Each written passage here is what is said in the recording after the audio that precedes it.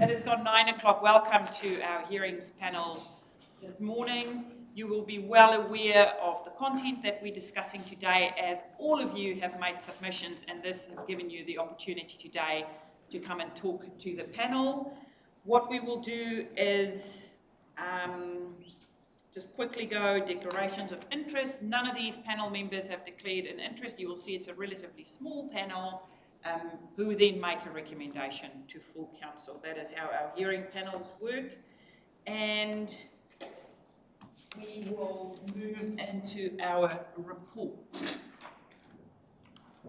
Thank you, Jo, Worship. hand over to you. Thank you. Thank you very much. So, as you will no doubt recall, we adopted a new local alcohol policy last year, and at that time, the issue around how sensitive sites were treated in that policy was discussed in some depth, and the direction was given to consult again in a targeted way on the sensitive sites provisions, in particular how they apply within the central business district.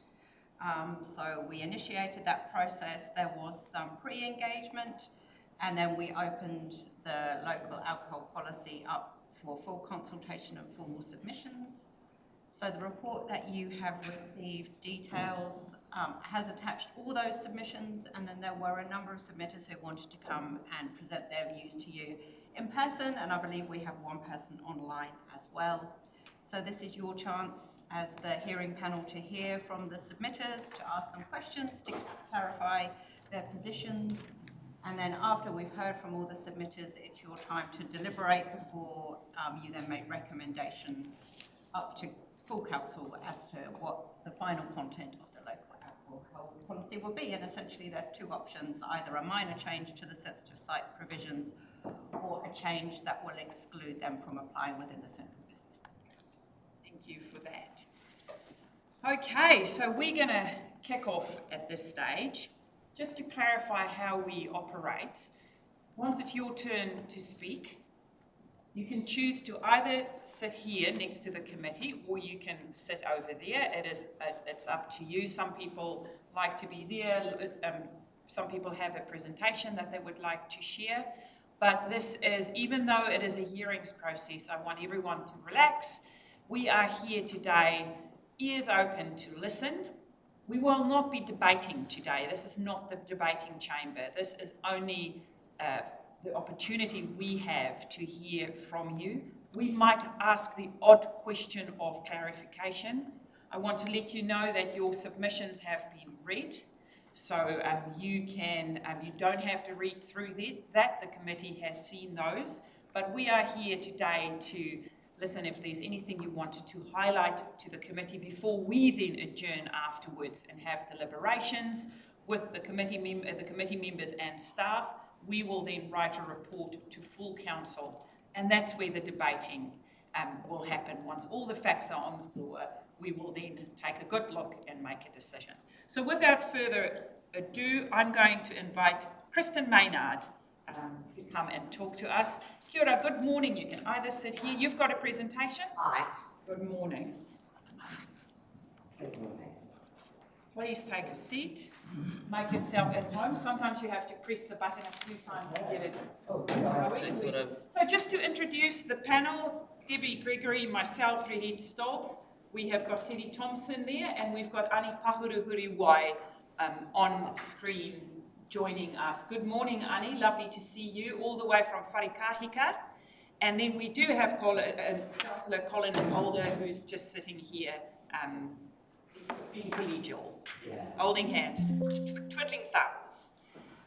Kristen, without further ado, the floor is yours. You can sit or stand. Okay. Sorry, aroha mai if I'm going to hit my back a bit to you. I'll sit down. Tia rara koutou katoa. Tēnei te mihi aro ati ki a koutou. I'll just get straight into it. I think the last time I actually stood in front of some of the councillors was some years back, and it was on behalf of Rongo Whakaata Iwi, asking that the council return Watson Park. Well, I'm hoping that today will be a little bit more successful than that, but anyway, we're here for the kaupapa at hand, which Jo, thank you for speaking to that. I'm here just as a member of the public as well, and not on behalf of the Rongo Whakata iwi, but my cousin who will be speaking after me is going to be speaking on behalf of Rongo Whakata, as well as she has the support of the other tūranga iwi. And I think that's actually really significant for us to take into account too, that the tūranga iwi have made a submission on this, and that as mana whenua and as a treaty partner, I say later in this presentation as well, that it would be great if we could be included as part of the development of proposals in the future, given that we are slightly different from that. But anyway, without further ado, this is actually one of the first times I've ever spoken to submission. I did submit on the earlier lap, but didn't elect to speak. So I just wanted to quickly go through why I decided to speak now. Oops. And the first is that the option to remove some of the sensitive site protections and weaken others is concerning to me, especially after having initially sought, as a council, to clarify and strengthen aspects of the local alcohol policy as part of the 2004 review. This review of the sensitive sites too, protection seems to have been driven by commercial interests in a specific case. And also I felt, I have personal connections here, being a mokopuna o te Tairāwhiti, and feel a sense of obligations to speak out on this kaupapa of Rongo Whakata, Ruapani and Ngāti Porou affiliations. And I just wanted to just acknowledge some of our tūpuna in this space too, because te koti Rikirangi te tūreki of Rongo Whakata spoke out against the evils of alcohol. And our tūpuna, as you know, have been trying to control the effects of alcohol for some time. And one of the more famous one of our tūpuna that you will know is Tāpirana Ngata, and the prohibition that he was able to successfully maintain for 10 years with the support of our kuia up there in the coast at a time when alcohol was prolific up there. So our tūpuna, to honour our tūpuna and what they foresaw as the evils of alcohol, and those impacts we need to consider too in terms of our tamariki and mokopuna now and in the future. I'm also born and raised in Tūranga, and I'm a concerned resident of Tūranga now, having come back home after being away from our community for a few years, backwards and forwards, but I've been here for about the last 7 or 8 years now, and I'm involved in a lot of alcohol policy and research for over 10 years, so I thought it was important that I brought some of that to bear on the thing today. And so I just wanted to go over a little bit of context. And as we know, alcohol is the most harmful drug. There's a number of research reports around that shows that it is the most harmful drug, both in Aotearoa and in other countries. Alcohol harm disproportionately affects Māori and those most socio-economically disadvantaged, and there's a number of research reports to show that as well. Tairāwhiti has high levels of hazardous drinking and a high proportion of alcohol outlets for its population. I think in 2022, Dr. Nikki Jackson presented to the council and outlined some of the DHB data at that time that showed that Tairāwhiti was actually was the DHB with the highest levels of hazardous drinking at that time. And also there is data to show that we do have a high level of off licences in particular, but also alcohol outlets for our population. Very few alcohol licences are declined, and there's plenty of information to show that.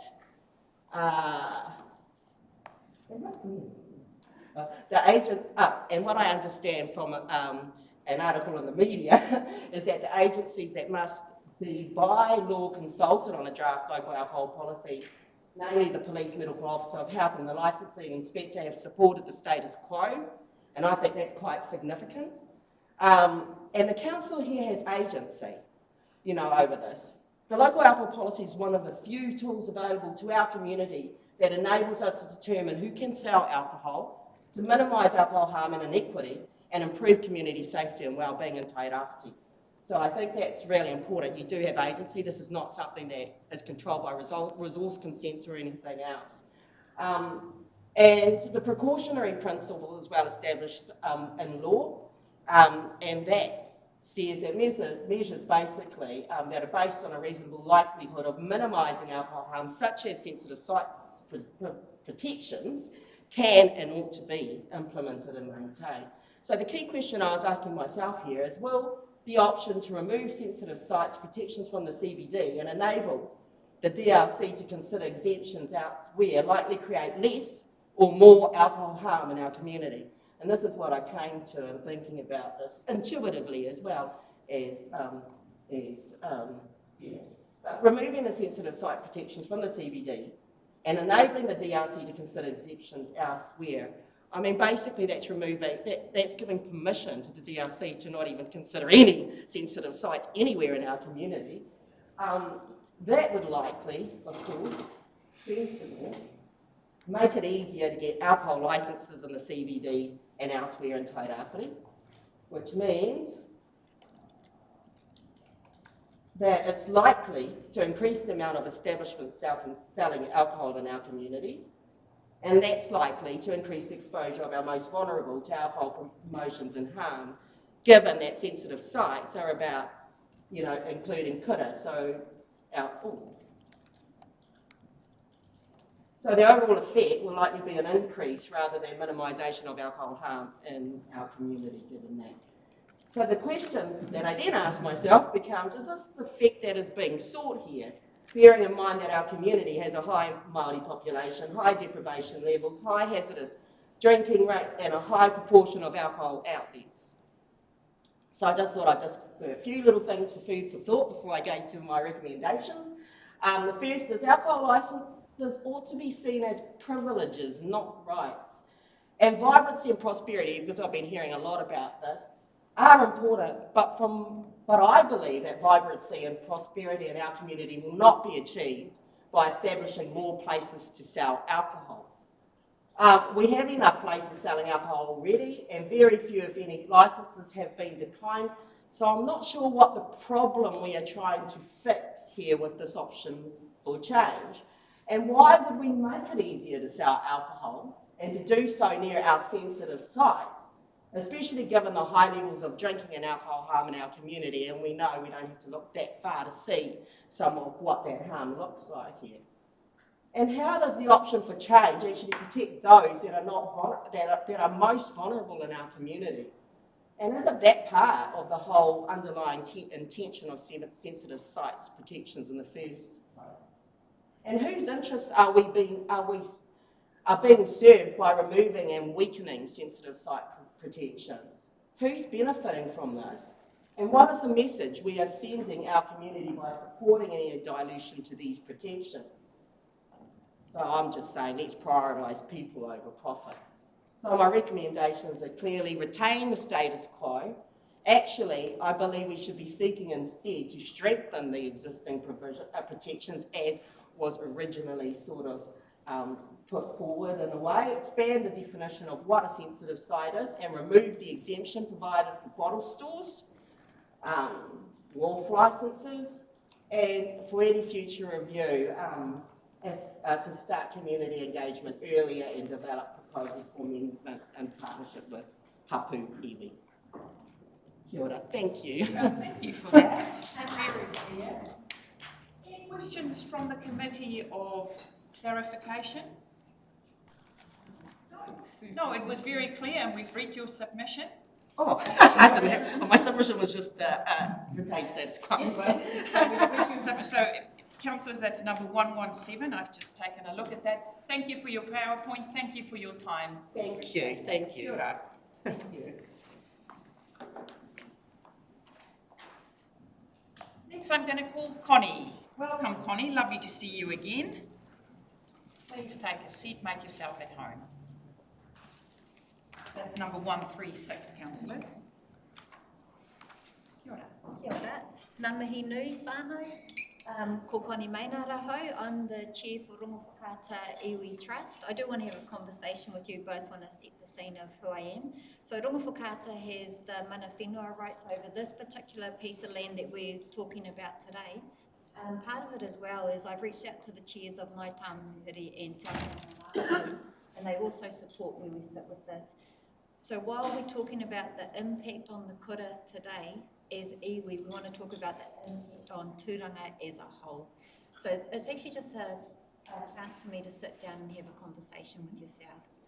So I suppose the main thing that I need to talk about, so what I might do is just sit down, sorry, so I don't make you guys feel super awkward over here. Hopefully you can still hear me back there, and I'll try not to be too loud because you're right here. So basically we oppose the proposal to amend some of the restrictions as they apply under the local alcohol policy, or the LAP, which is what I'll call it going forward.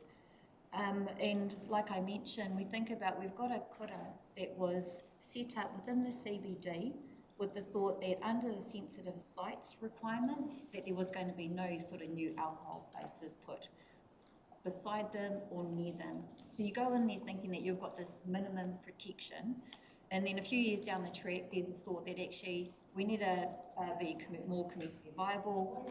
I kind of read the submission of, the reason why some of these restrictions are being lifted, and I couldn't quite understand if you had actually thought about the reason why you put those in for the sensitive sites. That wasn't quite answered to me, however it could have been, but I'll talk about that later. So one of it too, the move to actually remove this minimum protection is disappointing, and we talk about the fact that our marae are captured under this protection as well. So I want to sort of, one thing you're going to find with Māori is we kind of take everything back to Cook when he landed. So I've got a hang now. That's because when Cook landed in 1773. So part of it is that when if someone was to ask, when did your issues with alcohol begin for Māori, it began with the landing of Cook in 1773. It's been quite clearly demonstrated that actually Māori didn't use alcohol pre that. We didn't have any equivalent, and this is versus some indigenous cultures that actually did use sort of a substance very similar to alcohol. And for whatever reason, we really latched on to alcohol, and we grew to have a dependency on it, and it continues to disproportionately and negatively impact Māori. And then you think about it, so the thought is that for Māori, is one drink okay? Is the reek of alcohol normalised for our tamariki? Is that acceptable? Or just having it around, does that drive dependency? So much of it comes down to is how, and sorry, I say this word wrong all the time, susceptible? How do you say it? Susceptible. Yeah. Susceptible. I cannot get my tongue around that word. It depends on how susceptible you are to the impacts of alcohol, and unfortunately our people are.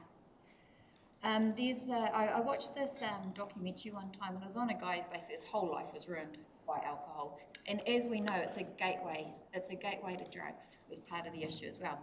But anyway, he obviously turned his life around, this is the point of it. And he was saying that one of the ones they do at AA is there's this phrase they have, which I found really interesting, and it says that one drink is too many, 1,000 drinks is never enough. This is the issue when you're alcoholic, you just can't even pick up one drink. So we shouldn't really be exposing this. And then the other one too for Māori, there were special laws actually for Māori where it relates to alcohol that were introduced between 1847 and 1878. This is actually a fact I didn't realise till I started looking at this particular process.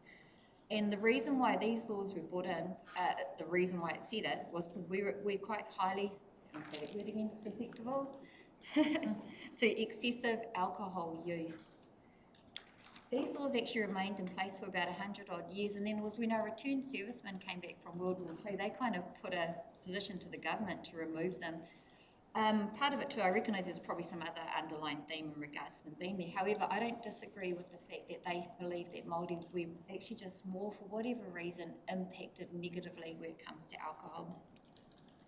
And then let's talk about the other side of the coin, why it is we actually have this guidance and reason for these restrictions as part of the LAP, which is the local alcohol policy. And so it sort of says as follows when you go to the process. It says, when you look at LAP, it's to balance a healthy and safe taira whiti with a vibrant and prosperous taira whiti. So what we're talking about at the moment is, and I know, sorry, I just keep focusing on this particular kura, however I want to expand it, but we've got a situation where the kura is, we've got a restaurant just down the road that already serves alcohol and off licence just around the corner. So I just can't quite see why there's a need to put something else within sort of their perimeter. The other one is around it to encourage licensed environments that foster positive, responsible drinking behaviour and minimise alcohol-related harm. Goes back to thinking about the first component I talked about. Our whānau are impacted when it comes to alcohol, not in a good way as well. And then the last part is around that reflecting the views of local communities as the appropriate location, number, hours and conditions that should apply to licensed premises within their community. I think it's been quite clearly demonstrated that we don't want these amendments to be changed. If anything else, I'd love it if we sort of extended it further and gave people that ongoing security. And what I couldn't understand is it's like anything, you've got a policy you put in place, and then you sort of start to piecemeal remove bits and pieces of it or open it up. I couldn't see that the unintended consequences were dealt with as part of this and or considered. Because it happens, you open up legislation, sorry, I know it's not legislation, but you open up a policy and you think that this is it, it's only going to apply to this particular scenario. And then before you know it, you've actually let a lot of other people in through that back door. So yeah, in summary, I ask we keep the status quo, and if anything, I'd love it if we could extend the way in which we treat sensitive sites is my main concern here. So that's pretty much me. Nō reira, tēnā koutou, tēnā koutou, tēnā koutou katoa. Kia ora whānau. Connie, thank you for that. No worries, thank you.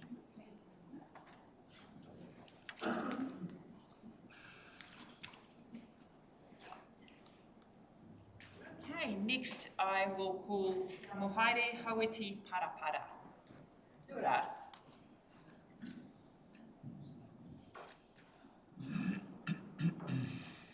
Good morning.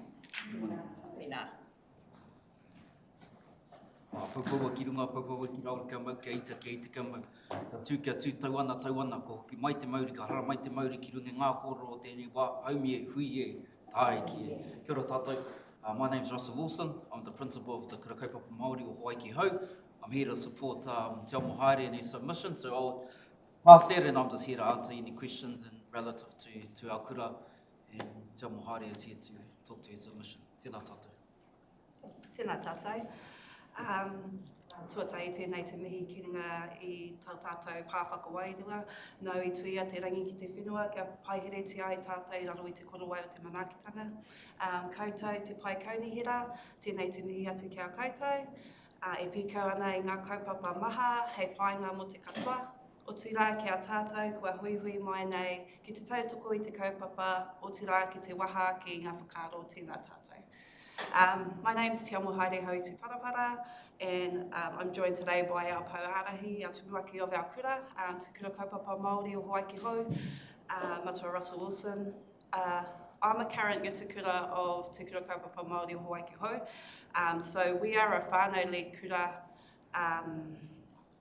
kura aho matua, and the utukura represent the whānau of the kura.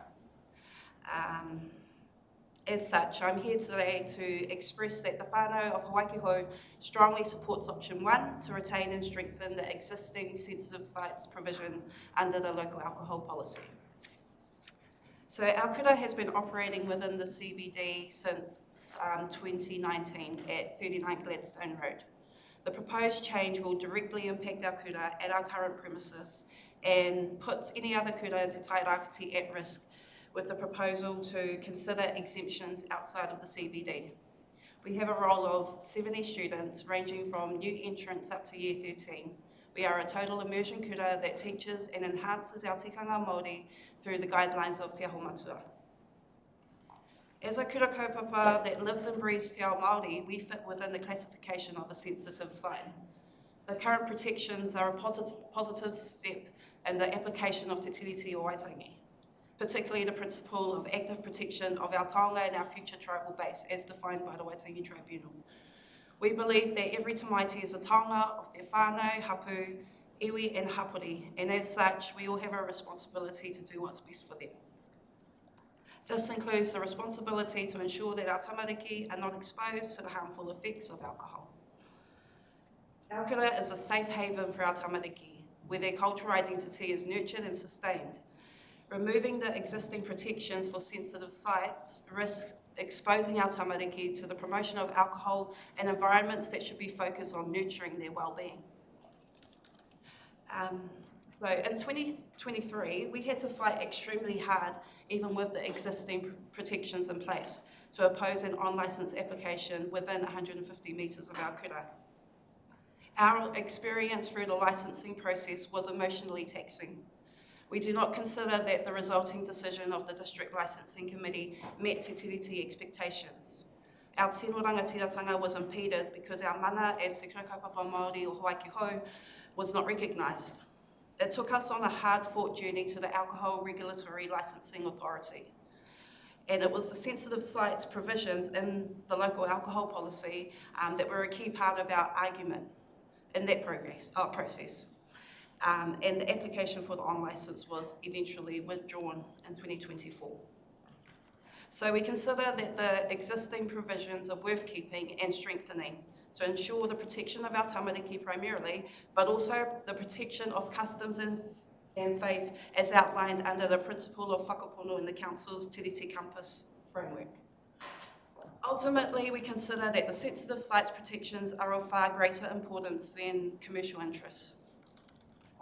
Hei whakakapi, one of our sayings at Kura is tiakina te mauri ora o te whare. The existing sensitive sites protections supports us to do that. We do not support option 2, which, if implemented, would be a regressive policy which risks the exposure of our tamariki, our taonga, to alcohol and its harmful impacts. The whānau of Hawaii Hou implore the Council to consider the risk to our most precious taonga being our tamariki and to tiakina te mauri ora o te rohe. Kia ora tātou. Thank you for that. Any specific questions? Thank you for that. Kia ora. Thanks a lot.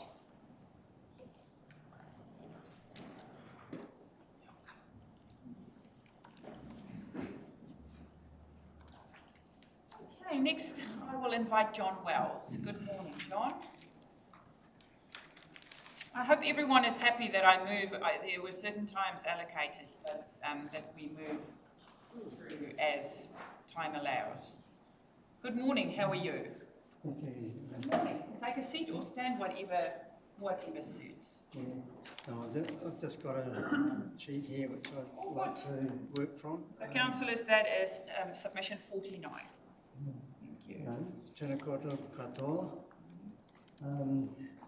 My name is John Wells, as you have heard. I'm a third generation Gisborne resident. My kids also grew up here, but unfortunately they have all moved out of town to maybe more progressive centres. I'm a retired civil and structural engineer, semi-retired. I like to look at the big picture, and that's what I would like to address this morning. This is not about removing a kura from the CBD. It is about allowing more businesses, other businesses, into the CBD. I have no objection to sensitive sites being in the CBD. That should be on the same conditions in terms as any other business. A level playing field, no protection zones around any particular business. CBD means a central business district. That is where businesses are supposed to be to carry out their business that support the community. I believe in Gisborne that the CBD is the 10 blocks between Derby Street and the Whanganui River, either side of the main street. I have seen a plan recently labelled as CBD going as far up as Road and from the Tahiru River through to the Waikanae Creek. I don't think that's all CBD. And when I talk about CBD here, it's those 10 blocks in the middle of town I'm talking about.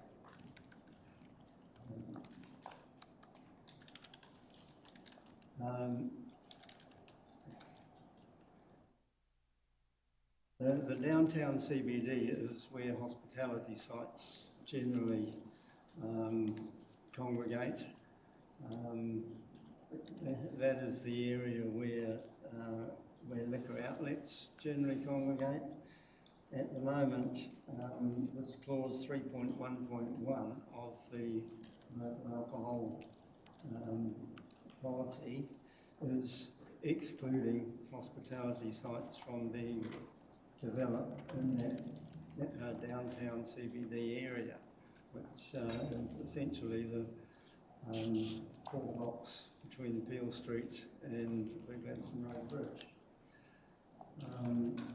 Take a walk down there, just see how dead that end of town is. Dominated by empty buildings, blanked out shop front windows, very little foot traffic on the footpath. This is the issue that I believe we need to address.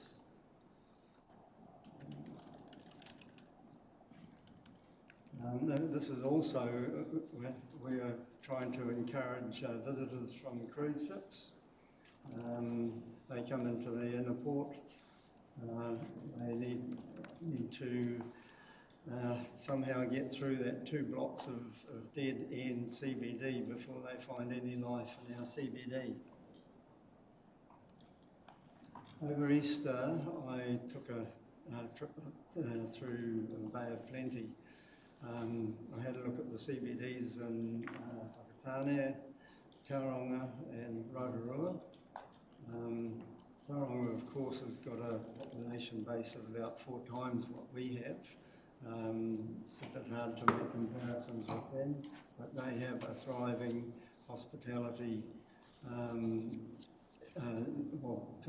two thriving hospitality zones, one in the Mount and one in the downtown waterfront area of the CBD. Rotorua, again, similar population base to us, but of course it's Rotovegas, it doubles in size with all the visitors. And they again have many thriving hospitality areas. But take a look at Whakatane. Population of probably 2/3 what we have. A much more inviting CBD, welcoming, and many more hospitality outlets in their town. So I ask, what is holding us back? And I believe first up is this clause 3.1.1 of the local alcohol policy.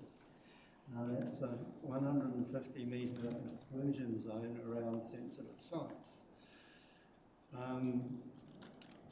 That excludes essentially the 4 blocks from Peel Street down to the Gladstone Road Bridge.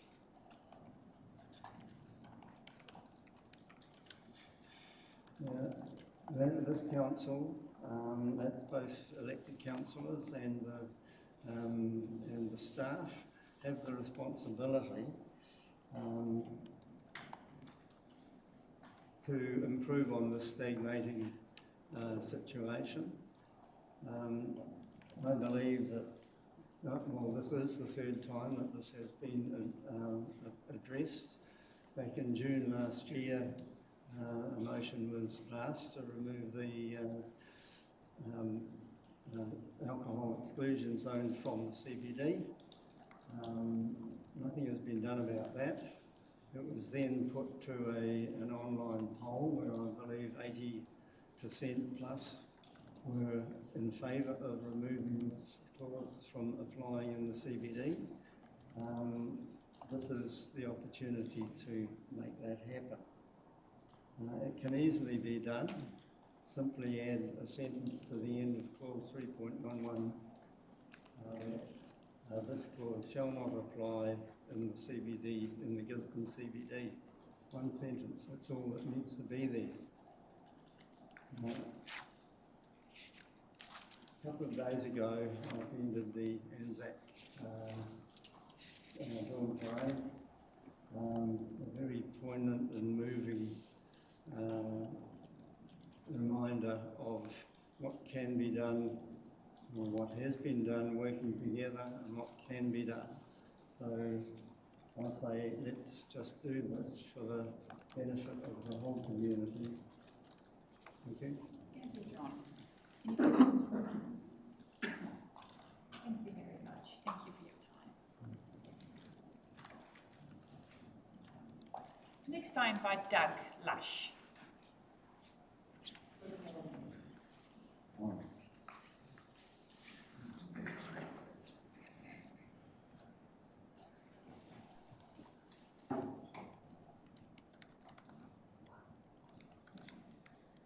You need the clicker. I think Gio is going to be helping with the Clicking. slides. There's clicking instructions happening. Good. The floor is yours. Whenever you're ready, you can sit or stand. Make yourself at home. Tēnā koe me stolz, tēnā koutou nā kamihira, tēnā koutou katoa, ngā mihi nui kia koutou. Nō tamaki makarawa hou, ko Douglas taku ingoa, ko Ngāti Titiriti te iwi, ko Medical Officer of Health te mahi. And I've also got Gio here who's helping with my slides. So the next slide, please. So the kaupapa today is local alcohol policies, and I'm responsible to help minimise alcohol harm in our community and reduce inequalities. So just an outline of what I'm going to be talking about today. So first I'm going to look at roles and responsibilities. Then I'm going to talk about alcohol harm in Tairāwhiti. I'm going to talk about how we can minimise harm, and then re-emphasise our preferred option, which is option 1, and then have a summary. So next slide, thanks. So the National Public Health Service has a responsibility to improve, promote and protect the health of communities. And this is embedded in the Health Act 1956 and the more recent Paiora Healthy Communities Act 2022. Now, in order to achieve this, sorry, keep on that slide. In order to achieve this, we need to work with other agencies that are helping in the broader determinants of health. And so, as a medical officer of health, I have the responsibility to reduce conditions within this community that are likely to cause harm, and that includes alcohol-related harm. And I'm providing this advice to Council in accordance with the Sale and Supply of Alcohol Act 2012. Next slide, thanks. So in terms of alcohol harm in Tairāwhiti, alcohol use causes substantial harm in Tairāwhiti, and we know that Maori experience inequitably higher levels of harm than others. Just want to talk about the intergenerational effects of alcohol. So we are suffering ourselves from drinking behaviours from previous generations, and future generations will also suffer from our drinking, and that is mediated through many ways, including fetal alcohol syndrome. Next slide, thanks. So how do we minimise harm? So evidence locally and internationally shows that restriction on alcohol availability and marketing are important factors in reducing alcohol-related harm. And of course, these restrictions can be implemented through effective local alcohol policies. Next slide, thanks. In terms of sensitive sites, so the Health New Zealand commend the inclusion of location, density, or proximity in the conditions that may be imposed on any licence that renews within the district. Next slide. So, unsurprisingly, our preferred option is option 1, to continue with the provision about sensitive sites. We believe that protecting communities from alcohol-related harm can be assisted by having this provision. In terms of the other option, option 2, I believe it's too permissive and does not allow sufficient control of future alcohol availability and consumption in our CBD, in our city. So, in summary, alcohol causes very significant harm in our communities. LAPs are proven as a way to minimise the harm. Sensitive site provision in LAPs are a useful way to prevent harm. And to summarise, that the NPHS, the National Public Health Service, and my role support maintaining option 1. Thank you. Next slide. And then the next slide is questions. Any questions? Thank you. that, Doug. And Councillor Doug's submission is on page 43. That's submission number 8. Any questions, Debbie? You said you're the medical officer for health. You live from Auckland, but are you the medical officer for health for our district as well? Yeah, so I'm born in Auckland, but now living here, and I have a permanent job here in Gisborne, so I'm now the permanent, and I look after the portfolios of environmental health, so alcohol and nicotine are the areas that I'm involved in. Yeah. So you just work for Tairāwhiti? I'm based in Tairāwhiti. There's a public health, there's a region called Te Manuataki, which is the area from Taranaki across to Tairāwhiti, and I have an involvement in that region, but principally I live here, and my major responsibility is to the populations here in Tairāwhiti. Any other questions? Your submission is clear. Thank you, Doug. Thank you. Thank you for your time as well. Thank you. Okay, next I will invite Nathan Cowie. He's running late. That's all good because I'm running very early. So what we will do is Siaosi Tofi. Could we move to Robbie McCann? Next on my list, Robbie McCann. Robbie, welcome. Take a seat. You can either sit there or here. Councillors, that's submission 162. Good morning. How are you? Good, thank you. Good to see you. Well, I've got a number of notes here. Firstly, like, nobody here is disagreeing with alcohol harm. I think we all know about it, but the impact on Gisborne as a whole with off licences has a far greater risk to alcohol harm than an on licence does, which is in a controlled environment. Now, I'm just going to have a pick at the council on this too. This, last year we did submissions, and as John said, 80%, or it was 82%, were for lifting the sensitive sites. So the way the submissions have been processed in Gisborne is not right, because I only found it out just by fluke that it had gone on again. So that's how by somebody telling me.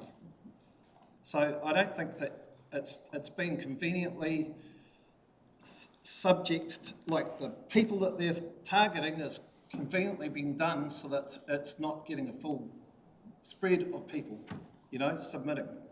So that's why you've got a little bit of a difference this time. One of the things I heard too, I've taken notes as I've been listening to people, but without commercial interests, you won't have a city. And at the moment, we've got 34 vacant buildings in Main Street between the town clock and the bridge. We're very close to a ghost town. I don't know what people want here, but we're in a situation where it's a crisis situation for building owners and business owners alike. What we also have is, we're talking about sensitive sites, we have the TAV over Lit Road, up by the hospital, next to a church, next to a play centre. We've got the Mexican restaurant out at Wainui, next to a synagogue. We've got Smash Palace down by a mosque. We've got sensitive sites all over the place. Now, the thing is, you either have alcohol or you don't. And as you know, throughout the whole world, alcohol is something that people socialise with, and we meet and greet people and do business with amount of alcohol. It doesn't mean to say they're all getting drunk. Now, under a controlled environment in an on licence, they're not to serve somebody if they've had too much. Whereas in an off licence, they can drink as much as they like they're drinking under the bridge. We've also got the drug problem in town, which I've seen women being abused, and I've had to stop one last year because this guy was off his face with ice or pee or whatever it was. We got the police down there. So it's not just alcohol that we're talking about in this town. So the thing is, we need to clean this town up. but we've got to actually coexist with sensitive sites with businesses that are hospitality. And that's what should happen, just the same as it does everywhere else in the country and throughout the world. We've now got an Australian company that's come in to take over the mill here, and I've been with the new owners. They're not very impressed with the Gisborne City itself, and that is because the place is not open on Mondays and Tuesdays, and there's nowhere to take people to entertain them when they bring customers from overseas here. Same with cruise ships. When we went on board a cruise ship last year, I questioned 3 people that came off the tender back onto the cruise ship. They didn't want to come back. We're in a city that's dying, and if you want to let it die, go right ahead, because I'm quite happy to, forget about trying to help. But we need to make this city vibrant. And as John said, Rotorua's got Eat Street, Tauranga. We were in Taupo last weekend, had a fantastic time. Everybody's happy, everybody's having a great time. They're not rolling around drunk, they're just having a few wines or something. Now that brings me also to the wine industry here. It employs a lot of people. A lot of people are forgetting that the alcohol industry is actually employing a lot of people in this town. And what we're trying to do is we're trying to stagnate it. So, I think, tourism, business entertainment has got to be allowed to actually thrive. You imagine R&V without alcohol. We have R&V where they test drugs, and that's not the right drug, so you can carry on not having that drug, but you can have this drug. We've got to just control it better, and we're not controlling off licenses as much as we should, because there are a lot of them. We've got supermarkets, all that sort of stuff. But at the end of the day, it brings business to this town, it brings tourism to this town, and it brings social, and economic advantages to this town. Like it gives us, and one of the things that I've found over the last probably 40 years that I've been in business, when I meet a new customer, I take them for a beer. And, I took the guy from Malari for a beer at TAV. He had a great time, and he didn't get drunk. We just had a beer and had a conversation and went home. And that's what it's about. And, some people might say, well, we smoke weed to communicate. But at the end of the day, it's a place in the CBD, it's a place where it's got to be vibrant, and it's got to work, because you're just going to end up with a bunch of buildings that are going to fall down. No business owner or building owner in this town is going to spend money on any of these buildings without having businesses underneath paying for the earthquake strengthening or painting of them. And that's why it's looking so dilapidated at the moment, because they just can't get funding for doing it. And that's the short and simple thing about it. And it's really, you decide what you want, but the thing is, at the end of the day, we do recognise that alcohol has an issue, but it has an issue everywhere in the world, and it should be allowed in on licences and sensitive sites, just like in Paris. They've got churches right next door to bars. People have a funeral, they have a few drinks. There's probably very few people in here that haven't had a wine or a beer. That's me. Thank you, Robbie. Yep. Any questions of Robbie? We have heard from you. Ani. The floor is yours, Ani. Robbie, just wait for a question from Kia Worship. Thank you, Robbie. Thank you for your presentation today. Sorry, I'm up here in Wharekahika. Thank you for your presentation. I keep hearing the word vibrant, and does the CBD have to have alcohol in order that it be vibrant, or can there be other ways of making our town vibrant that don't require alcohol? Well, I think what you've got to realise is that when somebody goes to the Verb, for example, they've got the option of having a beer or a wine for their lunch, but they don't have to. And you go in there, and those people that are running the Verb are happy that they've got good customer base, and that's how it should be around the whole city. And we've got that choice ourselves, individuals have. But when you've got an off licence that's selling dozens of beer, you go under the bridge down here at the river, and there they are drinking away in public. And this is happening all the time, and it's also abuse at home, because one of my next door neighbours a while ago was beating his wife up. This is a few years ago, but it's simply because alcohol is bought from an off licence. That doesn't happen where they get a wife beaten up during the time of an on licence drink or social event, you know. So that's my answer to you. Thank you for that. Thanks, Robbie. Thank you for your time, Okay. Robbie. All right. Isaac, did you want to say something? I got a text saying the police wanted to say something. Is that the truth? There's an opportunity if I have, but I haven't. You have that opportunity right now, mate. Well, there's a slot in my calendar. My dance card have got 8 minutes with your name on it, and then we'll break for a cup of tea, and then we'll listen to our next three. Welcome, take a seat. Good morning, whānau. I'm Isaac Ngātai. I'm the alcohol prevention officer, and I'm in charge of the basically checking bars, doing licence auditing and all that sort of thing. I've been the alcohol harm officer for about the last 14 years, so I know about trends and all that sort of thing that go on in Gisborne. Over those years, I've seen a big trend. When I first started the job, we had many licences, and over that period of time, I know that 3 of these premises have closed down. We had the Breeze Inn, we've had Retro Bar, we've had the White House, and just to see those bars close, there's been a big transformation in relation to crime in the Gisborne district type of thing. We introduced the LAP, which introduced the hours, a reduction in hours instead of 3 o'clock closing. We noticed that the crime trend actually dropped down from 3 o'clock through to 4 o'clock, back from 2 o'clock through to 3 o'clock. So there's been no difference in relation to that. Okay, so no trends whatsoever. Prior to us having the local alcohol policy, we had basically a hotspot, what we call a hotspot in Gisborne. That was the Peel Street area, and I think we had about 1, 2, 3, 4 bars down that particular area, causing a lot of issues. Okay, it was like a war zone down there. We used to put down bollards and all that sort of thing to keep people, it was from sessions, okay, keep them on footpath, otherwise they sprawled out onto the road, particularly at closing time around about 3 o'clock.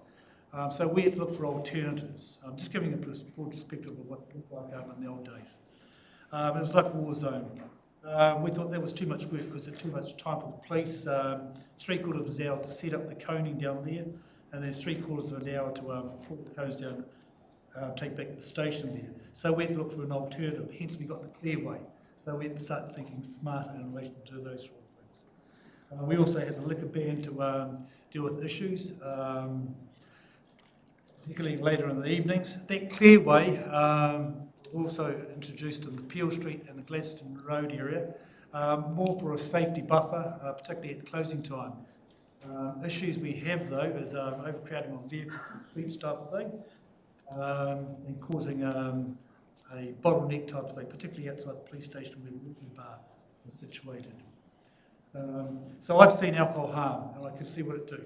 I've heard today they talk about alcohol harm and how a lot of it is caused by bottle stores selling in copious amounts of alcohol. That's not the only reason, okay? On-licences are also responsible for alcohol harm in the household. Okay, domestic disputes. Over 70% of the incidents that we deal with is alcohol harm related. And that's not just from off-licence sales from off-licences. It's also from people returning home from on-licences. So that's why on-licences have the responsibility. If they want to serve alcohol, they've got a responsibility to do safely and responsibly. They're not only responsible for the people who drink in that premise, but they're also responsible for getting people home safely. So we also talk about the good order and amenity. And around some of these licensed premises, we have sensitive sites. Those sensitive sites have different reasons for the operations. Some, in the case I've heard evidence today, was a kura. That was very unusual, that one there, because they actually have classes that night, particularly when we've got tamata or competition, that sort of thing. So each application has something totally different about it. The reasons why there may be an objection for those licences. We've issued taverns before in Gisborne, even with the LAP in force. We've had the Suduri Bar, and that's opposite the library, putting things into context. So the DLC, and well, the reporting agencies look at each application on its merits. Yes, there is a sensitive site, it was a library, but the times of its operations didn't really coincide with particularly the heavy drinking or that sort of thing later on in the evening when that library closes. So we look at those sort of things in a broad perspective, hence why there's no opposition to those sort of things. So what I'm trying to say, I guess, is we look at each thing. We are totally in favour of keeping that sensitive site policy because we can see the advantage of that sort of thing. We also, I heard evidence today, they talk about the vibrancy of Gisborne. Yes, we do have that there. We have a lot of vacant buildings in Gisborne, yes, during the day, but those licensed premises aren't open at night. So how could that be effective to, get that particular business? I'm trying to fathom out the reasoning behind that. There are other reasons, and I don't believe it could be solely attributed to alcohol or licensed premises. We talk about people coming to Gisborne. Also, the lack of licensed premises. Restaurants are restaurants. We've got class 1, 2 and 3 restaurants. People visit Gisborne, we have our visitors, we have a small nucleus of them who'll go to nightclubs at night. Okay, that's a small percentage, but the majority of these people visit these class 2 and 3 restaurants, which do have the ability to supply alcohol during the day. And that's the marketing policy, I believe, that we're looking at, is that sort of thing there. And that sensitive site will have no effect on those particular licences. So that's just basically, I haven't prepared a submission, but that's from what I've heard today. It's totally set on the fact that we want status quo. Thank you for that. Any questions, Isaac? Do you find a difference in bars? Is there good bars and bad bars? I mean, some bars you find you don't have any issues, and some bars you find all issues. I'm glad you mentioned that. Okay, so over the last 2 years, we've had a lot of new licensees come to Gisborne. They've taken over pre-existing nightclubs and all that sort of thing, and that standard of leadership, I guess, or suitability is really diminished. We've got a bar, our bar was up, right up high. When I say bar, the level of the bar and our expectations, okay, and we have a high standard here. That dropped massively. So as a result of that, we held an on-licence workshop.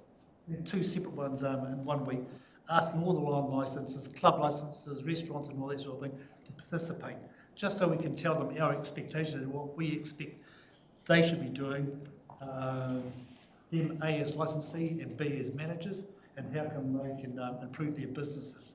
Not solely for making of the money, but behaviour, setting the tone of those licensed premises. It was a real good turnout from a lot of those licensees. But I guess your point is we have certain bars, okay? We have sugar, okay, for a different kind of type of crowd. So that's for 18s through to 27-year-olds. Any older than that, you're too old for that place there. We've got the TAV up at Lytton High, Lytton West. That caters for a lot of the tradies, so that's their niche. We've got the old meetings down here.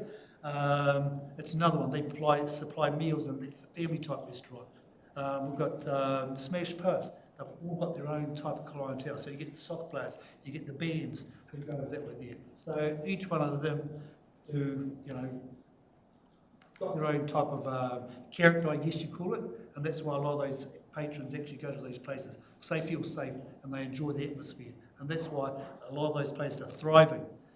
They are really going. The Tatter is another place that does really well because they've created an environment that they want to be part of. And yes, we do have a number of poor performing bars, but we have action plans that we actually work with them, and that was the point behind having the on-licensing workshops to help them, not necessarily the good people, but for them, good people clearly storing at those workshops to say, hey, this is what we can do, this is what you can do to improve your business at the same time.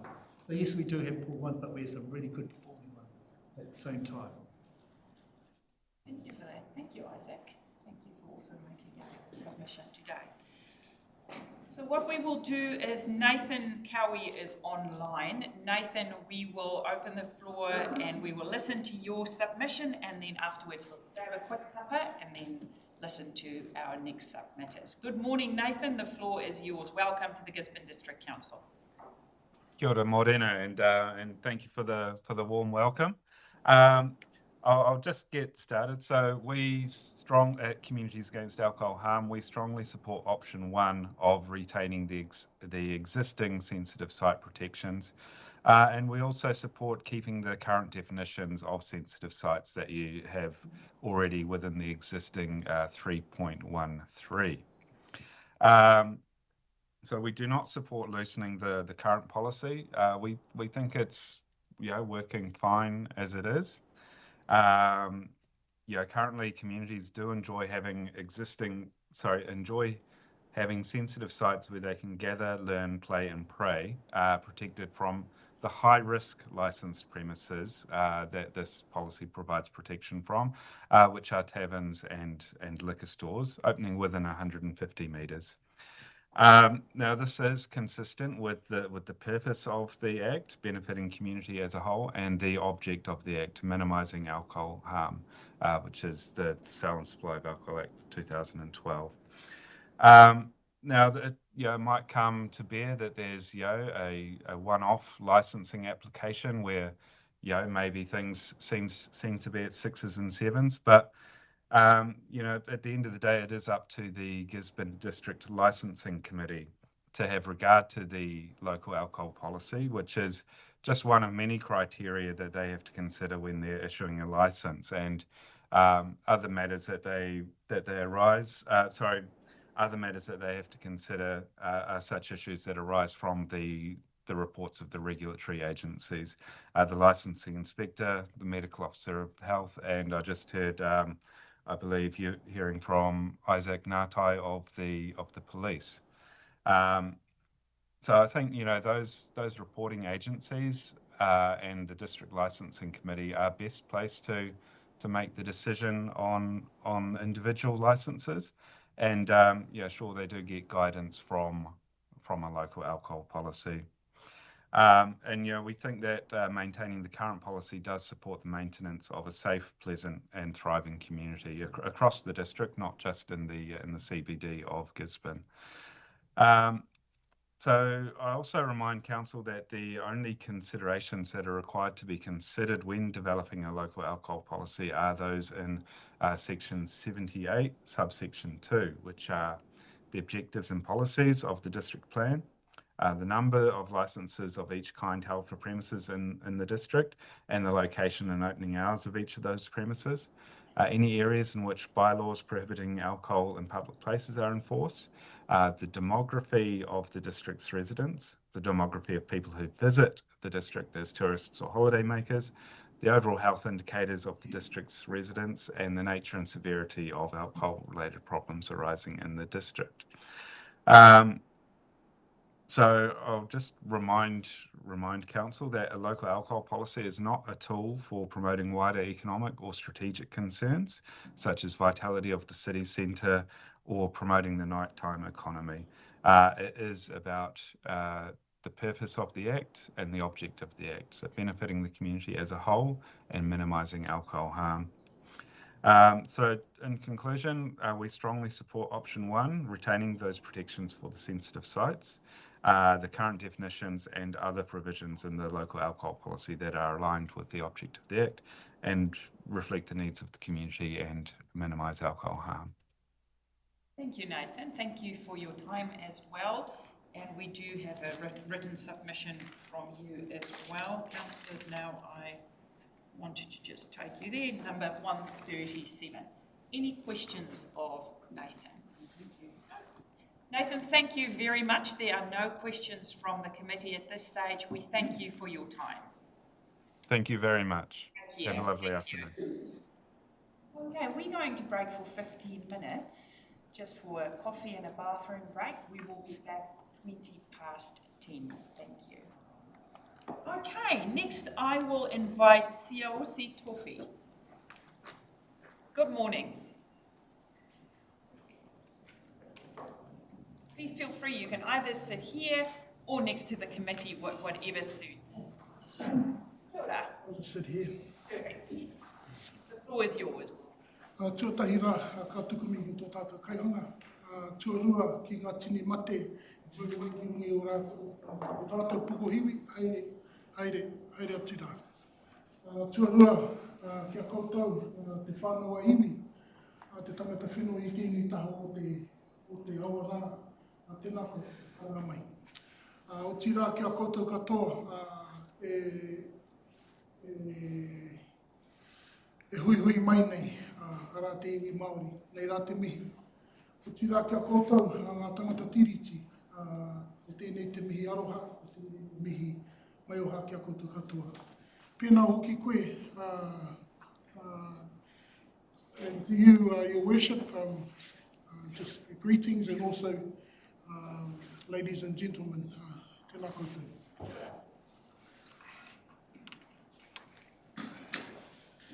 Hey folks, so Siaosi Tofi is my name. I'm wearing Tauwhi garb. I work at the Tauwhi Men's Centre, but I'm not here on behalf of Tauwhi, so I just want to make that clear. I'm here just as myself, as a guy, as a dad, a husband.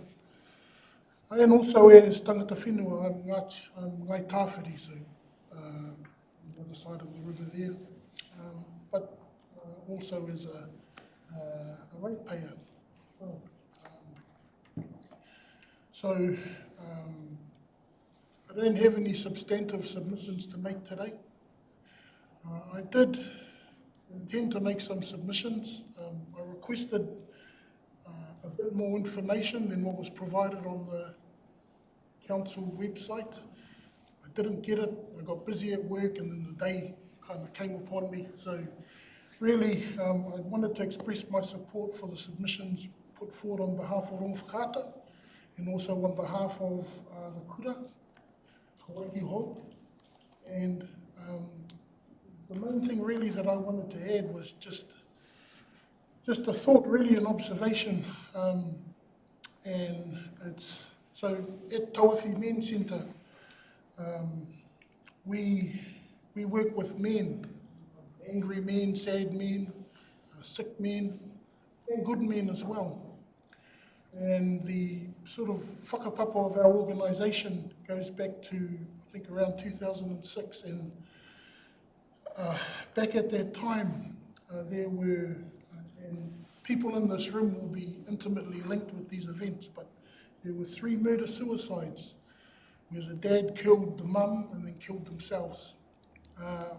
Following those horrible events, many in the community were trying to figure out, doing a bit of a inventory of what they could have done better, how they might have helped, what they could do now. And out of that, our boss, Tim Marshall, our rangatira, my rangatira, started the Tauwhi Men's Centre so that if men were in a place, a dark place, they would have somewhere to go and get help. A non-judgmental place, but a place that holds people to account. They could get help so that we wouldn't end up down that serious end of the family violence spectrum. So we work with the men, but for all of us, to a man I would say, and a woman, we work with the men, but the why is the children. It's the children and the wives, it's the families. So we work with these damaged men to help them, but really more than that, for the children and the families. And so every day we work in a space where, the decisions we're making, the things we're doing, the conversations we're having, the interactions we're having with people are centered around children and what's best for the children.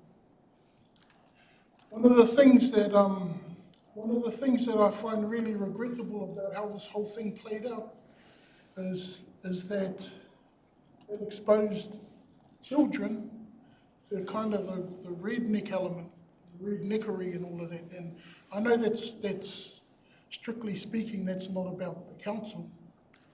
But I think that possibly, the frustration felt by the gentleman who was with the bar, that kind of spilled out, and then we kind of had the school and children in quite a vulnerable position in terms of people being able to say anything they wanted to say about it, And so really I just come here to say that I didn't like the way it played out, and I feel that maybe the council could have, maybe if they'd dotted their I's and crossed their T's with the business owner, that things wouldn't have been so messy, and then it wouldn't have dragged out into this thing of, the school standing in the way of business and all of that sort of stuff. But really I'm just here today, for the kids, just to say I didn't really think it was cool, I didn't really think it was cool.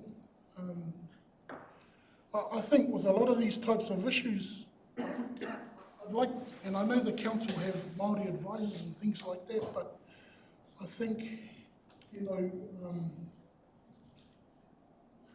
because often, we talk about business, we talk about schools, but there's an underlying deeper game going on here that people don't articulate, and it's about Māoris and bloody Pākehas, it's that sort of stuff.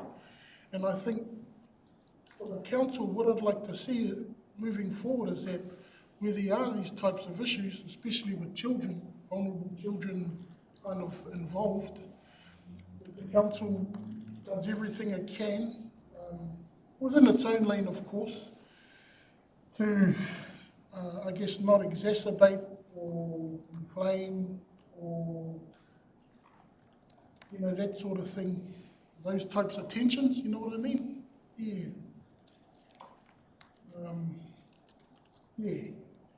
But that's pretty much all I've got to say, But I'm open to taking your questions, Chair, if Thank you, Siawasi. So that is submission number 200, councillors. Let me just get the questions of clarification. Thank you. Thank you for taking the time to come and talk to us today. We really appreciate that. Thank you, Your Worship. Good to hear from our community. I think just the last thing, Your Worship, I think it's quite telling that there's like an awkward silence and no one has anything to ask. I understand, because a lot of these issues go to the heart of who we are as New Zealanders and stuff we haven't worked out for ourselves as Māori and Pākehā. But I guess I would say to all of us, I'm not having a go at anyone here, I'm just saying, ask the questions, be open, be brave, kia ora tātou. Thank you for that. I think the lack of questions today is the clarity of the submissions and the written submissions and the people speaking to us today, and we appreciate that. Lucky last, Andrew Galloway. How are you, Andrew? Welcome to the Gisborne District Council. The floor is yours. You are our last submitter today, and then the committee will adjourn, go into deliberations. The committee will make a recommendation to council, and that's where the debate will happen. So the floor is yours. Thank you. Tēnā koutou katoa, and ngā mihi to the team who have worked tirelessly, phoning me on every number to come in early. I'm pleased to be here early. Thank you, Your Worship and Council members, for the opportunity for us to present our perspective on the consultation. We're really grateful. Alcohol Health Watch, we've been before you a few times, but by way of a brief introduction, we remind you we're a national organisation providing credible, up-to-date evidence and advice regarding alcohol policy and planning matters. Our 28 March written submission reiterated our earlier submission and feedback in April and November 2024.